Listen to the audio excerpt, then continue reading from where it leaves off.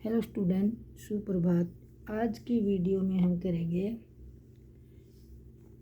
एकादश पाठ है विद्याधनम का अभ्यास कार्य करेंगे। कल हमने बेटा इसका हिंदी अनुवाद पढ़ा था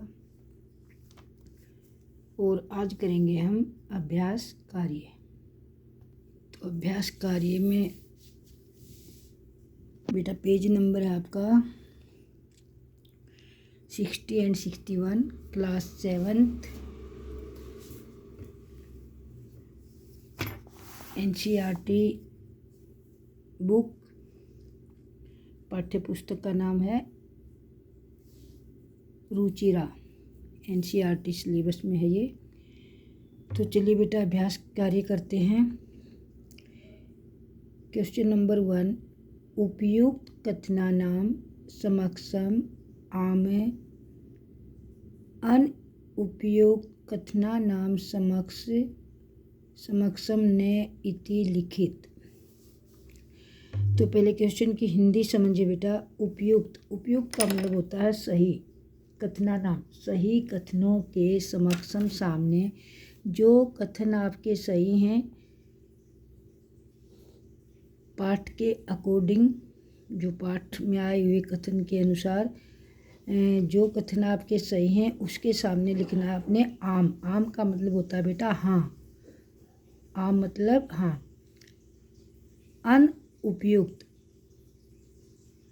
अनुपयुक्त होता है बेटा गलत।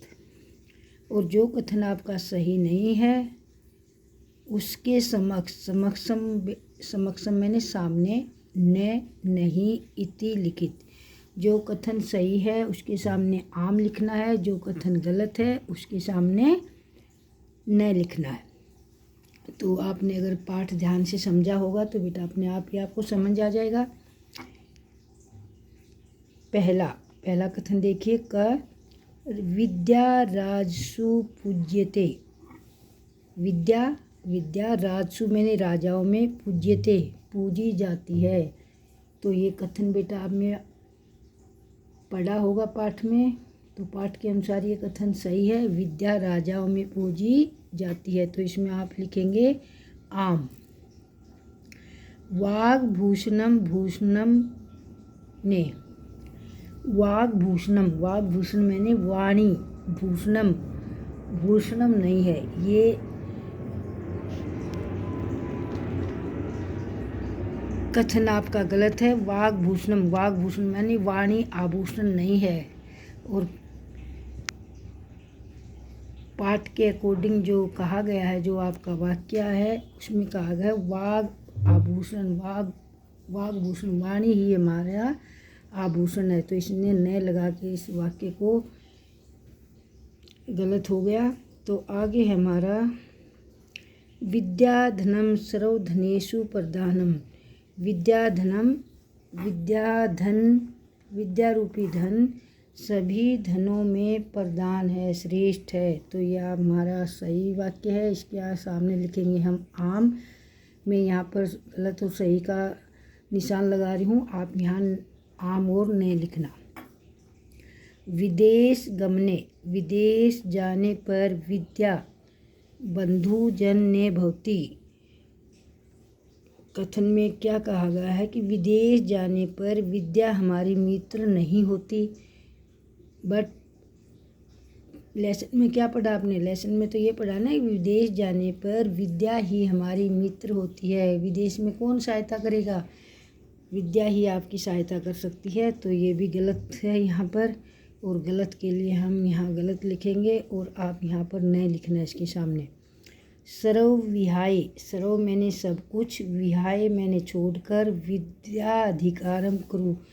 बाकी सब कुछ छोड़कर विद्या पर अधिकार करना चाहिए, यानी कि विद्या को प्राप्त करना चाहिए। ये वाक्य भी हमारा सही है। तो हम यहाँ आम लिखेंगे। क्वेश्चन नंबर 2, लिखितानाम पदानाम लिंगम विभक्ति वचनम च लिखत। अधोलिखित मैंने नीचे लिखे हुए पदों के लिंग, विभक्ति, वचन विभक्ति और वचन लिखिए। तो पहला पद दे रखा है आपका, ये पद हैं, ये लिंग और विभक्ति और वचन। संस्कृत में 3 लिंग होते हैं, आप जानते हो, स्त्रीलिंग, पुल्लिंग और नपुंसकलिंग। तो नरस्य, नर माने क्या होता, आदमी, और इसके साथ लगी है शय, कारक चिन्ह लगा है, तो ये होगी हमारी षष्ठी विभक्ति। यहाँ लिखेंगे हम पुल्लिंग, और यहाँ विभक्ति हमारी षष्ठी,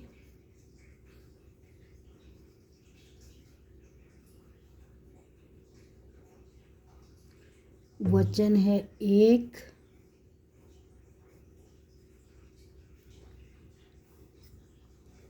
नेक्स्ट। अब बेटा गुरु नाम मैंने कौन सी विभक्ति है, इसके बाद फिर हम विभक्ति लिखेंगे। विभक्ति यहाँ भी षष्ठी है बेटा, यहाँ भी कौन सी विभक्ति है, षष्ठी, और यहाँ पर षष्ठी। तो केरा क्या होगा बेटा हमारा, नपुंसकलिंग, विभक्ति होगी हमारी प्रथमा, और वचन होगा हमारा बहुवचन। पुल्लिंग, प्रथमा और बहुवचन। कीर्ति होती है बेटा हमारे कीर्ति, जिसके लास्ट में एक ही मात्रा आती है, उसको हम पुल्लिंग मानते हैं। मात्राओं के अनुसार भी बेटा लिंग निर्धारित होते हैं संस्कृत में। कीर्ति हमारा स्त्रीलिंग हो जाएगा, विभक्ति हो जाएगी हमारी द्वितीया, और वचन हो जाएगा एक। नेक्स्ट बेटा भूषणानी, तो यहाँ पर वचन है पुल्लिंग, स्त्रीलिंग भूषणम, भूषणे, भूषणानी। तो हमारा यहाँ पर लिंग हो गया नपुंसकलिंग, और वचन हो गया हमारा, विभक्ति हो गई हमारी प्रथमा और द्वितीया दोनों हो सकती हैं, और वचन हो गया बहुवचन। अब बेटा तीसरा क्वेश्चन, श्लोका अंशान योजयत। श्लोकों को तोड़कर लिखा हुआ बेटा, कुछ पाठ इधर लिखा, कुछ पाठ इधर लिखा है, तो श्लोकों के अंश को योजित मैंने जोड़िए। विद्या राजसु पूज्यते ने ही धनम, कि विद्या राजाओं में पूजी जाती है, ने की धन। और क्या आएगा इसका,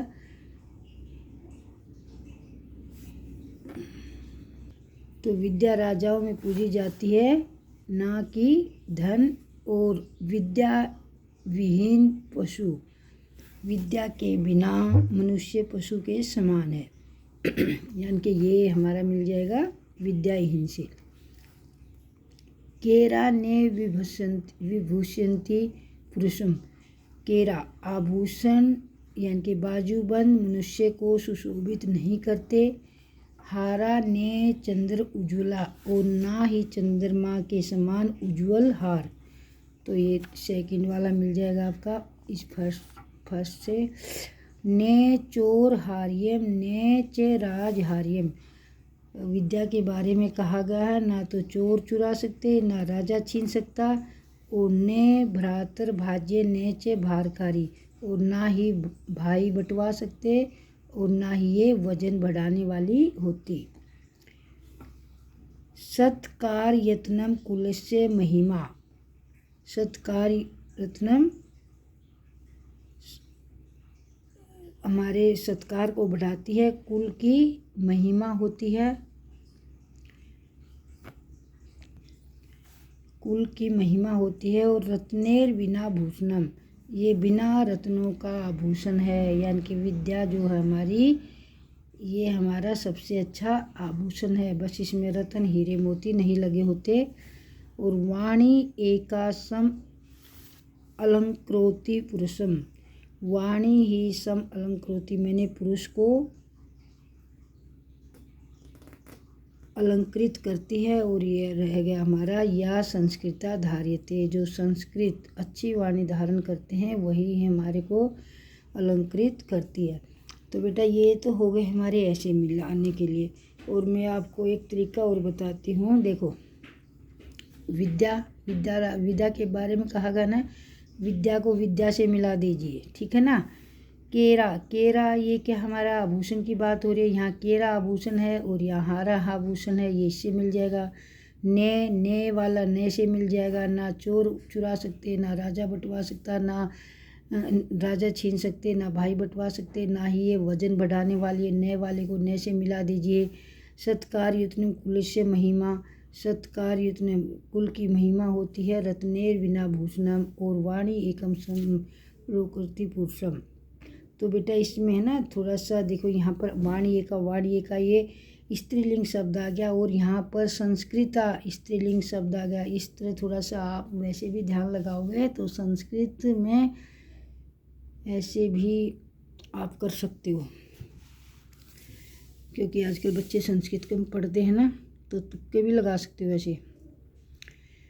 अब क्वेश्चन नंबर 4, एक पदेन प्रश्नानाम उत्तराणि लिखित। एक पद में प्रश्नों के उत्तर लिखने हैं। एक पद का मतलब एक या दो शब्द लिखने होते हैं बेटा।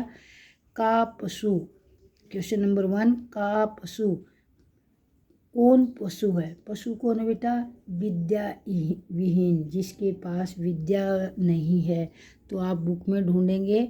आपका आंसर यहाँ भी मैं बता देती हूँ, ये हो जाएगा आपका आंसर विद्या विहीन। पीछे क्वेश्चन में चैप्टर में ढूंढेंगे और यहाँ मैंने बता दिया विद्या विहीन। पशु कौन है?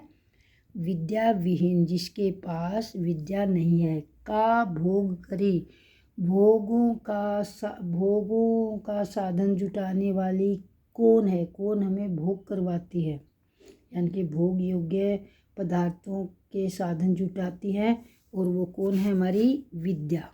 तो का के स्थान पर क्या आ जाएगा? विद्या आ जाएगा।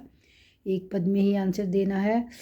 के पुरुषम ने विभसंती, कौन मनुष्य को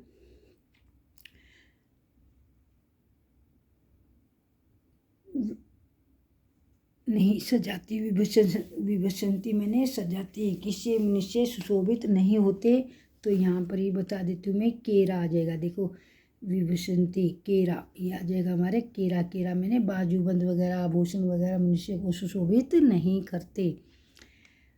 का एका पुरुषम सम अलंकृति, का मैंने क्या या कौन, एका मैंने एक, पुरुषम मैंने पुरुष को, सम अलंकृति संस्कारित करती है, सम्मानित करती है। क्या चीज़ मनुष्य को संस्कारित करती है, सुशोभित करती है? और यहाँ पर आ जाएगी हमारी वाणी। क्या आ जाएगी? वाणी। वाणी एका, यहाँ तो वाणी एका दोनों साथ में लिख रखे ना, परंतु यहाँ एका को अलग निकाल दिया, तो का के स्थान पर आ जाएगा वाणी। एक पद में ही देना है।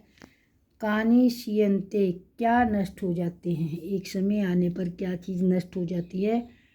नष्ट क्या हो जाती है? अखिल भूषणानी, अखिल मैंने सारे और भूषण मैंने आभूषण, को क्या नष्ट हो जाते हैं? अखिल भूषणानी। हमसे छांट सकते हैं आपके अखिल आभूषणानी। जो ये आधा से होता है ना, ये ए का काम करता है, इसको अलग निकालोगे तो अखिल, ये बन जाएगा हमारा अखिल भूषणानी। अखिल भूषणानी, अखिल आभूषण नष्ट हो जाते हैं। अब क्वेश्चन नंबर 5, रेखांकित पदानि अधिकृत्य प्रश्न निर्माणम कुरुत। रेखांकित पदानि, जिन पदों के नीचे एक रेखा लगा रखी है, लाइन लगा रखी है, उन पदों को आधार मानकर प्रश्न निर्माण करना है। यानी कि ये आंसर दिया होता है, इसका प्रश्न हमें बनाना, क्वेश्चन बनाना है। विद्या विहीन नरः पशु अस्ति, नर को आधार मानकर बनाना है। तो बेटा थोड़ा थोड़ा मैं पहचान बताऊंगी तुम्हें। जब वो पुल्लिंग शब्द है तो जो शब्द तुम्हारा दे रखा उसके साथ क लगा, उसके प्लेस पर क लगा दीजिए। यानी कि नर के प्लेस पर हमने लगा दिया क, अब नर के पीछे क्या विभक्ति चिन्ह है, विसर्ग लगाना है, तो क के साथ भी आप विसर्ग लगा दो, ये आपका आंसर बन जाएगा। अब विद्या राजसु पूज्यते, अब विद्या को आधार मानकर हमने बनाना है, तो विद्या क्या है, स्त्रीलिंग, और अगर स्त्रीलिंग शब्द है तो वहाँ क के साथ आ की मात्रा लगा दीजिए, क्योंकि विद्या में पीछे आ की मात्रा आई है।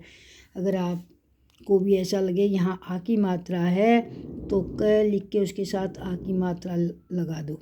पुल्लिंग के लिए क, पीछे विसर्ग, स्त्रीलिंग के लिए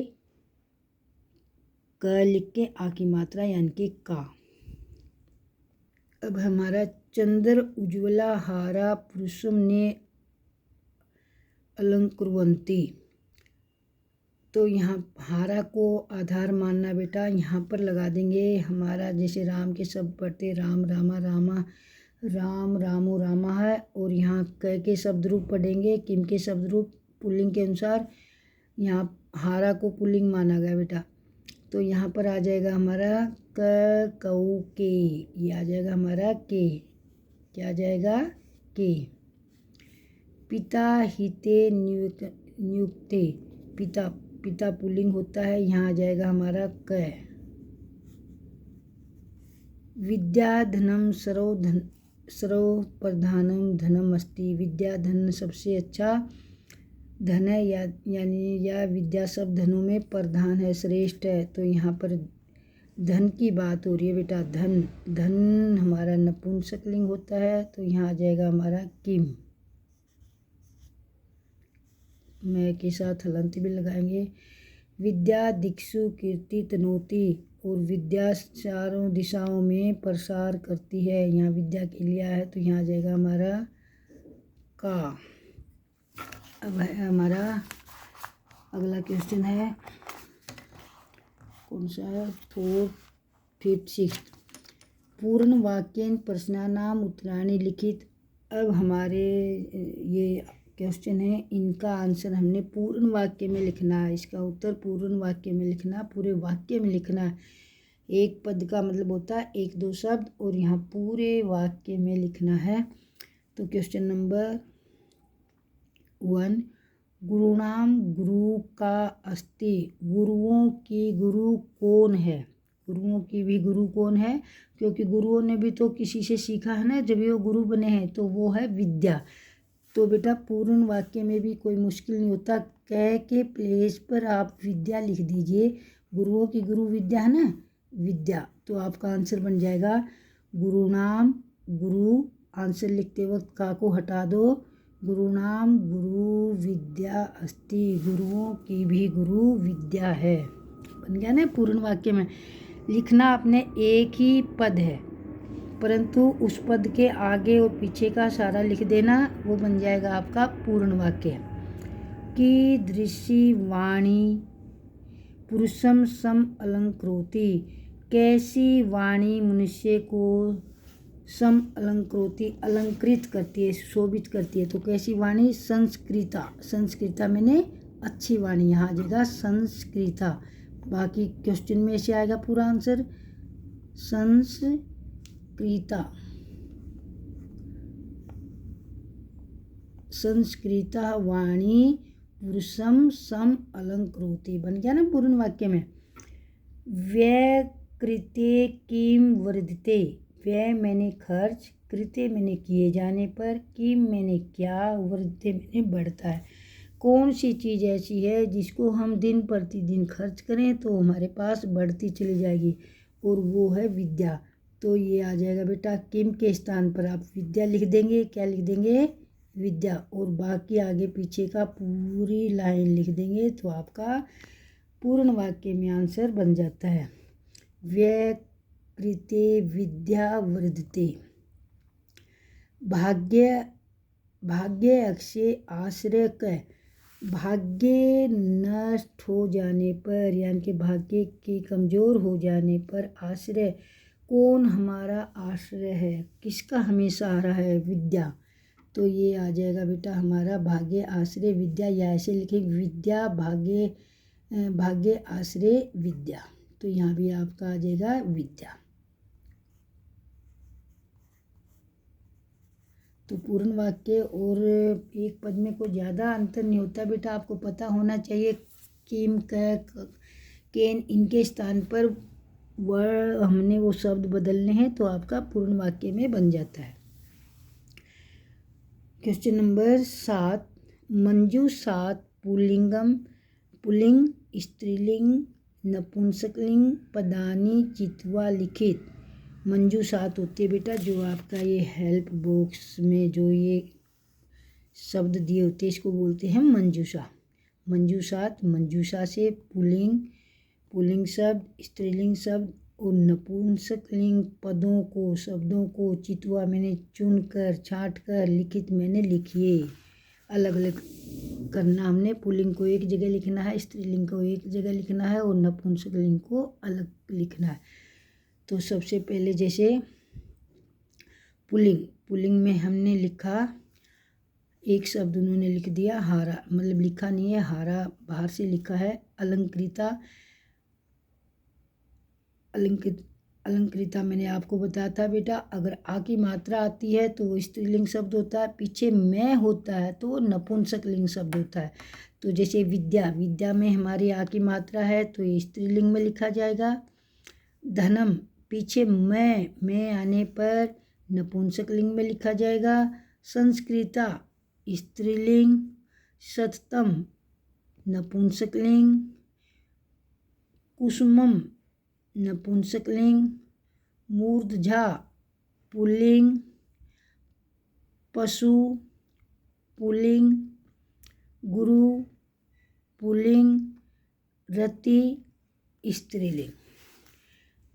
तो जिसके पीछे बेटा हमारा मोस्टली ज़्यादातर 90 वर्ड में ऐसा ही होता है, 90 वर्ड्स में ऐसा होता है जिसके पीछे मैं होता है वो स्त्रीलिंग बन जाता है एक वचन में। और आ की मात्रा जिसके पीछे मैं होता है वो नपुंसकलिंग, जिसके पीछे आ की मात्रा होती है वो स्त्रीलिंग, और जिसके पीछे विसर्ग होता है वो हमारे पुल्लिंग हो जाएंगे।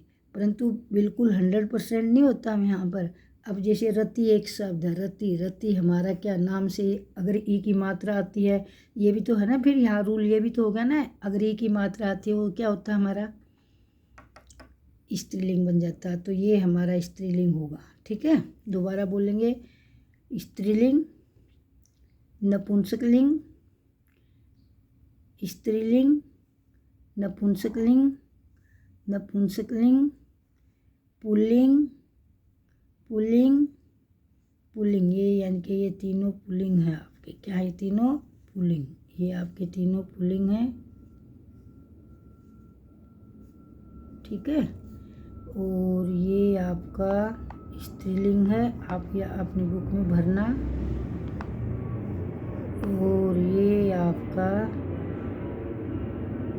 ये नपुंसकलिंग, ये स्त्रीलिंग, ये आपके नपुंसकलिंग, आप खुद अपनी बुक में लिख लेना। तो बेटा ये था आपका अभ्यास कार्य। कौन सा चैप्टर था ये? एकादश पाठ विद्याधनम। तो आपका ये अभ्यास कार्य था। ध्यान पहले चैप्टर का हिंदी अनुवाद पढ़ना, पाठ का हिंदी अनुवाद पढ़ना, फिर शब्दार्थ पढ़ना। शब्दार्थ जरूर पढ़ना बेटा एक बार। जितने भी हम शब्दार्थ में अपनी पकड़ बनाएंगे उतना ही आपके लिए इजी हो जाएगा। लेसन को समझना, लेसन के क्वेश्चन आंसर करना आपके लिए इजी हो जाएगा। तो एक बार हिंदी अनुवाद पाठ का ज़रूर पढ़ेंगे और उसके बाद अगर आप अपना बुक वर्क करेंगे तो आप अपने आप ही समझ जाएंगे। तो वीडियो देखने के लिए बेटा धन्यवाद। और अगर वीडियो आपको पसंद आती है तो वीडियो को लाइक करना, कमेंट करना, शेयर करना और चैनल को सब्सक्राइब करना। Thanks for watching, have a nice day.